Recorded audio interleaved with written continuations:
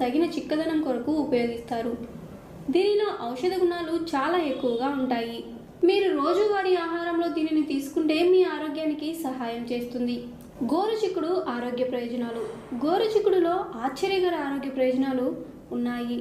ఇది పిండం యొక్క సాధారణ అభివృద్ధిని ప్రేరేపించడం ద్వారా మహిళలకు చాలా సహాయపడి పుట్టుక సమస్యను తగ్గిస్తుంది.